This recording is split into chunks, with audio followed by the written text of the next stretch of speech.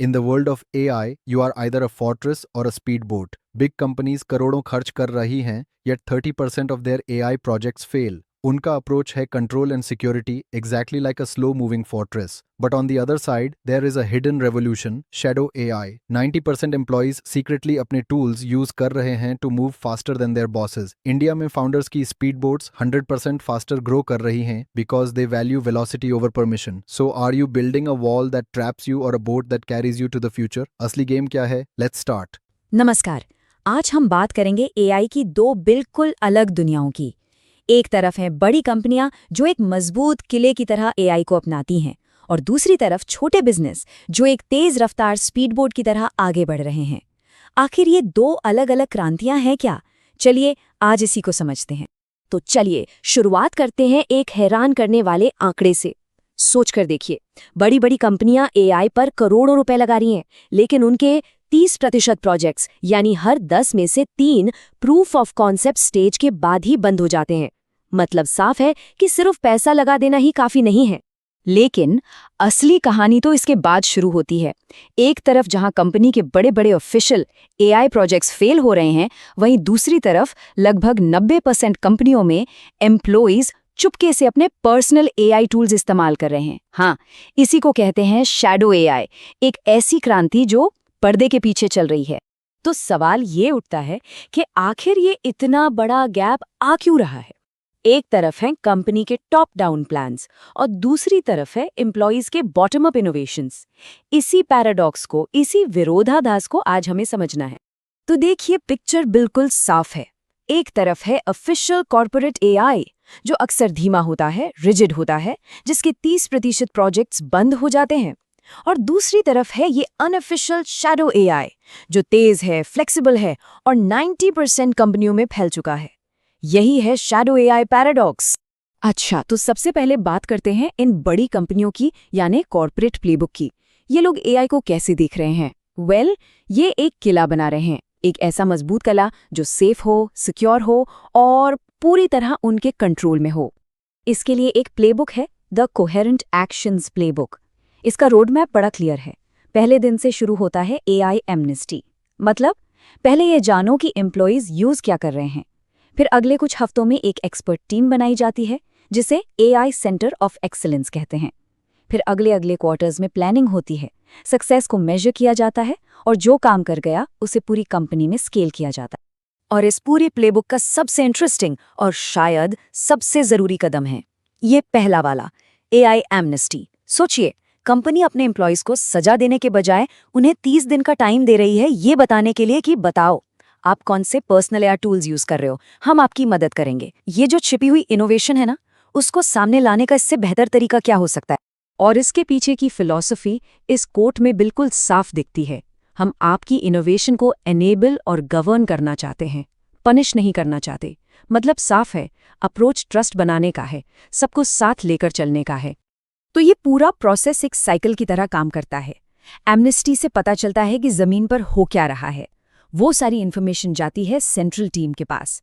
फिर वो team decide करती है कि किन प्रोजेक्ट्स पर फोकस करना है, और जब उन्हें मेजर करके सक्सेस मिलती है तो उसे पूरी कंपनी में स्केल कर दिया जाता है।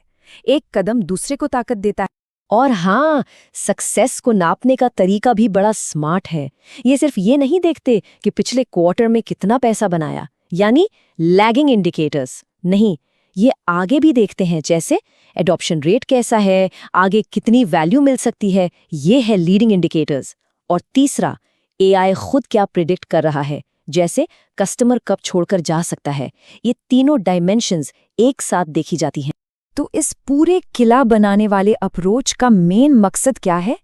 एक ऐसा सिस्टम तैयार करना जो मेथोडिकल हो, कंट्रोल्ड हो और जिसे कॉम्पिटिटर्स आसानी से कॉपी ना कर पाएं। ये एक लॉन्ग टर्म कॉम्पिटिटिव एडवांटेज बनाने का गेम है।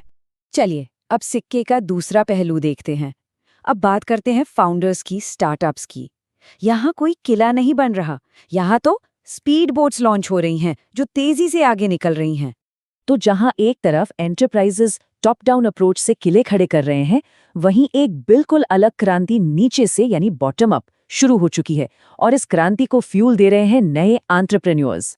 और इनकी रफ्तार का अंदाजा इस एक नंबर से लग जाएगा। इंडिया में लिंक्डइन पर फाउंडर टाइटल ऐड करने वाले लोगों की संख्या में पिछले एक साल में 104% का इजाफा हुआ है, 2 गुनी से भी ज्यादा। ये एक जबरदस्त एंटरप्रेन्योरियल बूम है। और सुनिए, ये सिर्फ इंडिया की बात नहीं है, ये एक ग्लोबल ट्रेंड है। नेदरलैंड्स में 85% ग्रोथ है, यूएस और यूके में 69%, लेकिन इंडिया 104% के साथ इस रेस को लीड कर रहा है। तो इन फाउंडर्स की सक्सेस का राज क्या है? ये है फाउंडर्स ग्रोथ फ्लाईव्हील। इसके 3 इंपॉर्टेंट हिस्से हैं जो एक दूसरे को घुमाते हैं। पहला, एआई, जो उन्हें स्पीड और स्केल देता है। दूसरा, ब्रांड क्रेडिबिलिटी, जो ट्रस्ट बनाता है। और तीसरा, नेटवर्क्स, जो उनके लिए करेंसी की तरह काम करते हैं और नए दरवाजे खोलते हैं। और इंडिया का डेटा तो इस फ्लाईव्हील को पूरी तरह सपोर्ट करता है। जरा सुनिए, 73% फाउंडर्स कहते हैं कि एआई ने उन्हें बिजनेस शुरू करने के लिए और ज्यादा मोटिवेट किया। 82% मानते हैं कि एआई से बिजनेस चलाना आसान हो गया है। और गेट दिस, 97% लोग पहले से ही एआई का इस्तेमाल कर रहे हैं। 97%।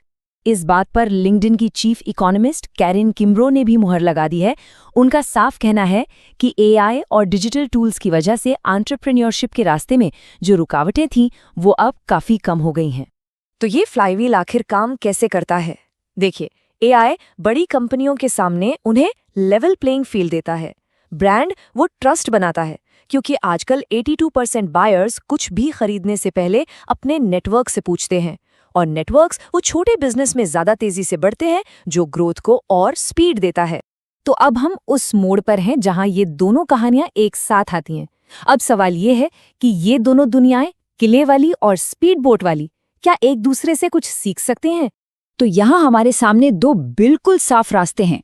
एक तरफ है किला, यानी कॉर्पोरेट अप्रोच, जिसका मकसद है कंट्रोल और सिस्टमैटिक एडवांटेज, फोकस रहता है गवर्नेंस पर। और दूसरी तरफ है स्पीड बोट, यानी फाउंडर का अप्रोच, जिसका मकसद है स्पीड और अपॉर्चुनिटी। यहाँ फोकस रहता है एआई, ब्रांड और नेटवर्क्स पर। एक तरफ वो लोग हैं जो केओस को, अराजकता को टेम करना चाहते हैं, उसे काबू में करना चाहते हैं। और दूसरी तरफ वो हैं जो उसी केओस में थ्राइव करते हैं, उसी में आगे बढ़ते हैं।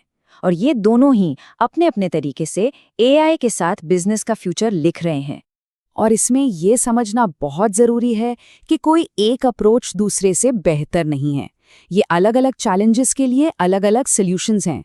एक एंटरप्राइज को स्टेबिलिटी चाहिए, एक किला चाहिए, लेकिन एक स्टार्टअप को उसको तो वेलोसिटी चाहिए, रफ्तार चाहिए। तो आखिरी सवाल जो सबके मन में है, एक किला बना रहा है, दूसरा स्पीड बोट लॉन्च कर रहा है। एआई के इस दौर में ये रेस कौन जीतेगा, किले वाले या स्पीड बोट वाले? या फिर असली विनर वो होगा जो किले के अंदर स्पीड बोट चलाना सीख लेगा? इस पर सोचना जरूरी है। नमस्कार।